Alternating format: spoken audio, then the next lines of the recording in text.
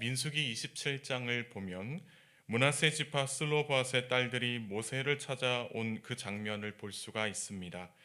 상속법에 대한 문제를 논의하기 위해 온 것인데요. 기업을 물려받을 아들이 없는 가운데 이 아버지의 죽음으로 인하여 가나안 땅에 들어가더라도 땅을 분배받을 수가 없었습니다. 그래서 이 땅을 분배받을 수 있도록 요청한 것인데요. 이 그들의 요구는 아버지의 가문을 지키고 또 하나님의 뜻을 따르는 자들이 기업을 받을 권리가 있기 때문에 정당하게 요구한 것이다 라고 하나님께서 말씀을 하셨습니다. 그래서 하나님께서는 기존 상속법에 몇 가지 추가 보완을 하셨고, 슬로보아스의 가문과 그와 비슷한 상황을 겪고 있는 가문들이 불이익을 당하지 않도록 하셨습니다. 이제 모든 것들이 다 정리가 되어서 문제가 없을 것처럼 보였는데 이 또 다른 어려움이 하나 더 있었다라고 이야기를 하고 있습니다.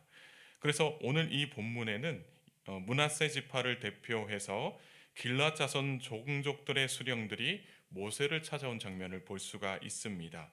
이 3절과 4절의 말씀을 제가 읽겠습니다. 그들이 만일 이스라엘 자손의 다른 지파들의 남자들의 아내가 되면 그들의 기업은 우리 조상의 기업에서 떨어져 나가고 그들이 속할 그 지파의 기업에 첨가되리니 그러면 우리가 제비 뽑은 기업에서 떨어져 나갈 것이요 이스라엘 자손의 희년을 당하여 그 기업이 그가 속한 지파에 첨가될 것이라. 그런즉 그들의 기업은 우리 조상 지파의 기업에서 아주 삭감되리이다. 아멘. 지금 이 길앗 자손 종족들의 수령들이 모세를 찾아온 이 장면에서는 어떻게 이야기를 하게 되냐면 이 슬로보아스의 딸들이 기업을 분배받아서 다른 지파의 남자와 결혼을 하게 되면 이게 문제다라는 거죠. 이렇게 다른 지파의 남자와 결혼을 하게 되면 그들이 다른 지파로 시집을 가게 되면 그 지역이 이전될 것을 우려해서 이야기를 한 것입니다. 기업이라고 하는 것은 각 지파의 사람 수에 비례해서 할당되는 땅을 가리킵니다. 이 만일에 그 땅을 가지고 이 슬로보아스의 딸들이 다른 지파로 시집을 가게 되면 자연스럽게 므낫세 지파의 땅은 줄어들게 될 것이고 그 땅은 다른 지파의 땅이 되지 않겠느냐라고 이야기를 하고 있는 것입니다. 그들의 말은 단순히 이 슬로보아스의 딸들에게만 해당되는 말을 한 것이 아닙니다. 이 므낫세 지파뿐만이 아니라 다른 지파에서도 충분히 일어날 만한 그 상황에 대해서 이야기를 한 것이죠. 그렇게 해서 땅이 다른 지파에 넘어가게 되면 이 넘어가는 것으로 이 문제가 끝나는 것이 아니라 그 기업이 줄어드는 것으로 끝날 문제가 아니라 이 일로 인해서 지파 간의 큰 싸움이 벌어질 수도 있다라는 것을 이야기하는 것이죠. 이 하나의 빵을 둘로 나눠서 아이들에게 줄 때에 누구 빵이 더 크냐는 걸로 아이들이 싸울 때가 있습니다. 그런데 아이들만 싸우냐? 그렇지 않는 것 같습니다. 이 어른이 되어서도 싸울 수 있다라는 거죠. 누구의 땅이 더 크냐? 누가 더 그 땅을 더 많이 가졌느냐? 이걸로 싸움이 일어날 수 있다라는 것이죠. 그렇기 때문에 애초에 이런 문제가 생길 것을 감안하여 미리 방지하자라는 뜻으로 이야기를 한 것입니다. 그래서 수령들이 그들의 욕심을 채우기 위해서 요구한 것이 아니라 그들도 지파를 지키기 위해서 정당하게 요구한 것입니다. 이 슬로보아스의 딸들이 요구했기 때문에 그것에 마음이 상해서 또 요구하는 것이 아니라 그것은 충분히 이해할 만한데 그 이후에 일어날 일들에 대해서 그러면 이거는 어떻게 합니까? 라고 말하면서 그 부분을 좀 생각을 해달라 하면서 요구했던 것입니다. 그들이 이 지파를 지키기 위해서 정당하게 요구했다라는 것 우리가 어떻게 알 수 있을까요? 그것은 하나님께서 일하시는 것을 보면 알 수가 있습니다. 만일 이 사람이 자신의 욕심을 채우기 위해서 자신의 욕망과 탐욕을 위해서 하나님께 요구를 했다고 한다면 과연 하나님께서 일하실 수 있을까요? 하나님께서 그의 욕심을 채워 주시겠느냐라는 것입니다. 절대로 그렇지 않다라는 것이죠. 하나님은 사람의 욕심을 채워주기 위해서 일하시는 분이 아니시다라는 것입니다. 그렇기 때문에 하나님께서 일하신다는 것은 그가 자신의 욕심이 아니라 정말로 지파의 미래를 위해서, 이 공동체를 위해서 요구한 것이고, 또 이 일로 인해서 더 큰 문제가 이어질 것을 우려하는 마음으로 요구했다는 그 사실이 하나님께 전해졌던 것입니다. 그렇기 때문에 하나님께서는 이 길앗 종족의 수령들의 말을 받아들이셨고, 이 모세를 통해서 말씀을 하게 되십니다. 그래서 6절의 말씀을 보시면 이렇습니다. 우리가 함께 6절의 말씀을 읽겠습니다.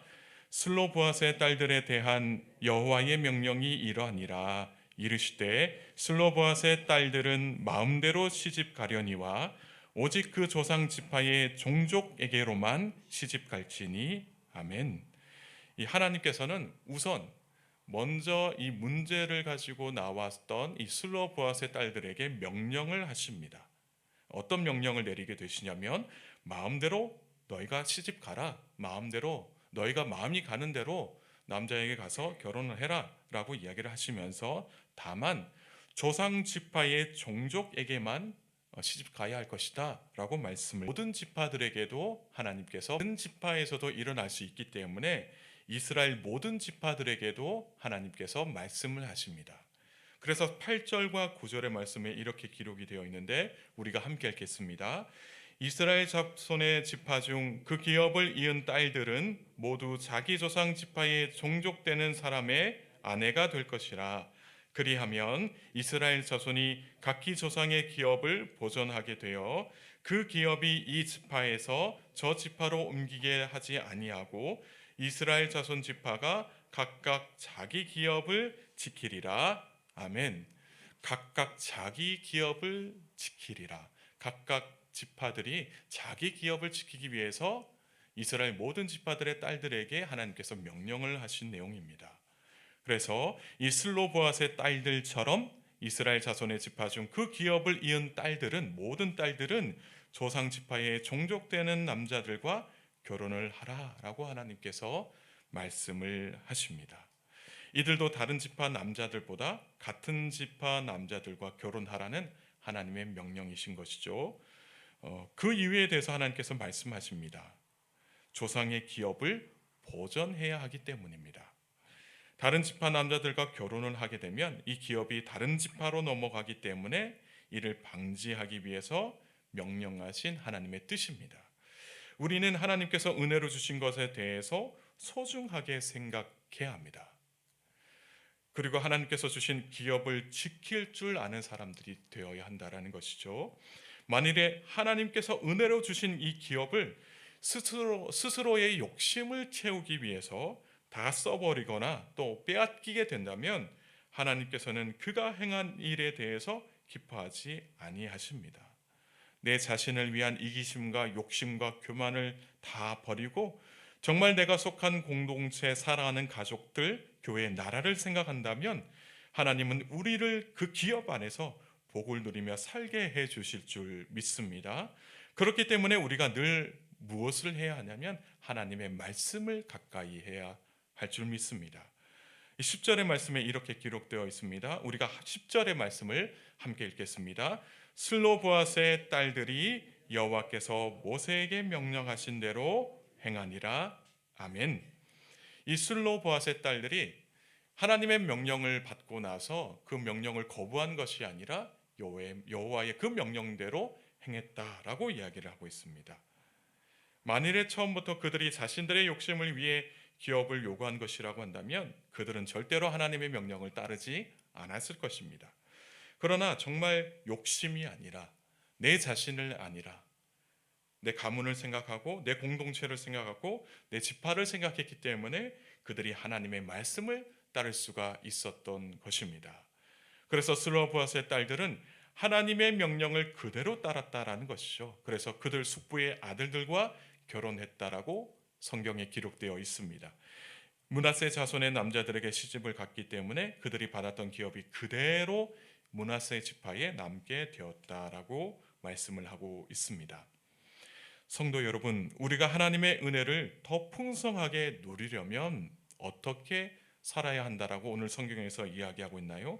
그것은 바로 하나님의 말씀에 순종하는 것이다 라고 이야기하고 있습니다. 이 슬로보아스의 딸들이 하나님의 명령을 들었을 때 그대로 행했다라고 해서 불이익을 당하는 것이 아니라 그들이 하나님의 말씀을 따라서 살았기 때문에 그들이 하나님의 그 기업 안에서, 하나님께서 주신 그 기업 안에서 복을 누리면서 살아갈 수가 있었다라고 말씀을 하고 계십니다. 내 생각들, 내 판단들 다 내려놓고 오직 하나님의 말씀에 순종하면 우리가 하나님의 은혜를 더 풍성하게 누리게 될 줄 믿습니다.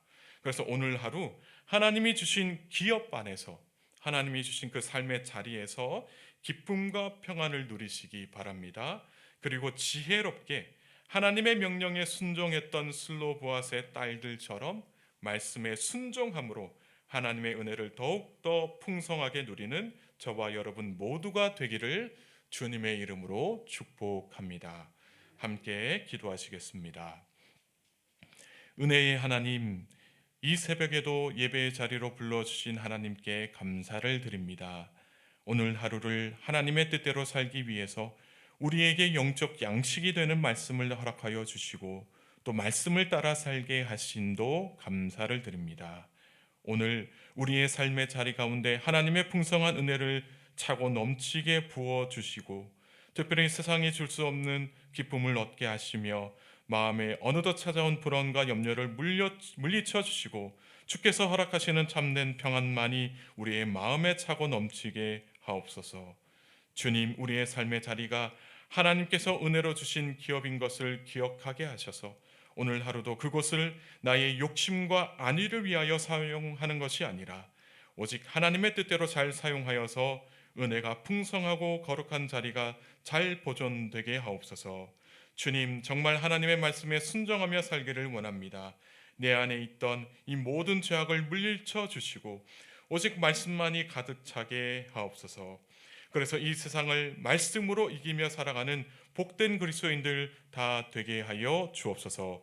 사랑하는 성도님들의 삶 속에 친히 임재하여 주셔서 말씀 중심의 삶을 살게 하옵소서. 오늘 하루도 풍성한 은혜를 누리며 살게 하옵소서. 감사드리며 예수님의 이름으로 기도하옵나이다. 아멘.